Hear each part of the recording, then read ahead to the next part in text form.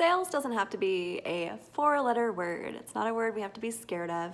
We all work for businesses and companies, whether they be family-owned or corporately owned, that need to make a profit at the end of the day.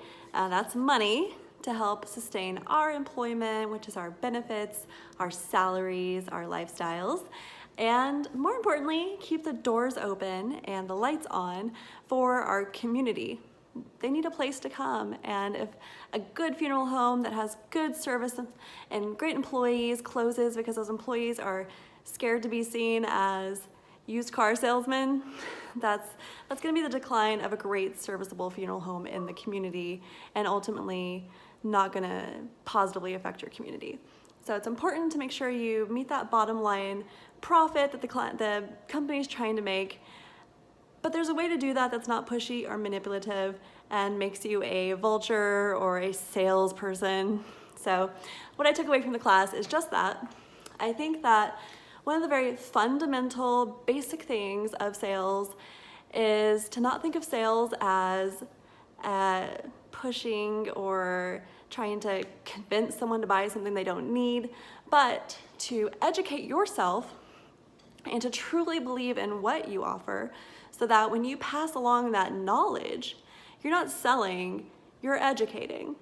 It's so important to educate, because when you're able to pass along information that you truly believe and care about, you come off so much more confidently, they trust you so much more eagerly, and they walk away feeling like they didn't buy something from a salesperson, but they picked out the products themselves that they really were convinced by their own minds that they needed, based on your guidance. So it's more of a sales equals or synonymous with guidance and education than it is with forcing upon ideas. So with that, I also really appreciated learning the prospecting. This is something we talked about at a sales rally I was at during the summer for my own company that I'm at, and prospecting was a huge thing. How do you have a sales pitch or a sales meeting without having anyone to come have it with you? So finding those clients is super important, and you can do that by networking, and that can be individual with other business owners or employees of companies at local mixers or chamber of commerce. You can also do, a lot of funeral homes do this, like luncheons or dinners where you do like a pre-need seminar. It's a great way to meet your community, give a little bit of information, get them interested, and then have them come in for more information. Another thing is bereavement meetings, services at your funeral home that are open to the community. Those are great ways to pass along your information and show what you have to offer without being a sales pitch. So first of all, I gotta get the client in the door. A lot of my clients that I would see as a pre-need sales were walk-ins, and that's gonna be probably a lot of the business we see. But either way, you need to be prepared for them and consider them all a prospect that's interested in your business. Once they're interested, that's pretty much the hardest part, right? Once they're coming to you and they're reaching out to you by name, it's important to be prepared. And so once you have someone that's coming in and they have an appointment, you want to make sure that you are as prepared as you can be for those meetings. And a lot of times with luncheons or seminars, even networking events, you get a lot of information about the person before they come in.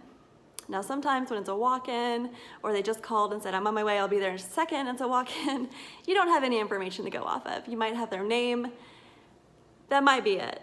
You might know burial or cremation, but hopefully you have a little bit more information than that, so you can set up your room, be ready with the type of contracts you need, be ready with the type of information you need at hand. But I think all of us are always ready at any time to talk about burial, cremation, options. So either way, be prepared. Have all your ducks in a row, so when they come in, they don't see you fumbling or treating you like you're not an at-need, but you really care about them and care about their future business with you at your company. So the actual meeting, it's important in your preparation actually to be able to respond to objections and be prepared to negotiate. So responding to objections can include And I worked at a very, very expensive funeral home, and this was one of my downfalls in my early career, is I didn't think that our price was validated by our services. And it caused me to be insecure about selling and insecure about even offering our price list to people. Obviously I did it because that's the law. But I was really insecure about sharing that our services of funeral director and staff was $4,000 more than the company literally across the street. That's a hard thing to justify, but again, you have to believe in your business and what you're doing, because this person that might come in as a pre-need sale came in from across the street. They're always going to do their research before they commit to you. And if they saw a $4,000, $3,000 difference in the basic services, that's going to come up. That's going to be a talking point for sure. But expect it. You're the more expensive funeral home. Why? What do you have to offer that the guys across the street don't have to offer? What do you have different? Do you have more cemetery property? Do you have better cemetery property? Do you have more land? Do you have a better facility, better fleet? Do you have more experienced staff? Are you corporate versus family owned? Whatever you want to use in that scenario. But you got to be prepared to combat it, because people are going to ask. And negotiating. It's another thing. When people do bring up the price, it's very important to be prepared to add in something, give them something off, make them feel more comfortable that you're flexible. Or if you can't do anything with the price, it's important to, again, reiterate why your price is valid and justifiable. So be prepared for all of that. And at the end, once you have the dotted line signed, it's such a good feeling when someone walks away without looking at the contract twice.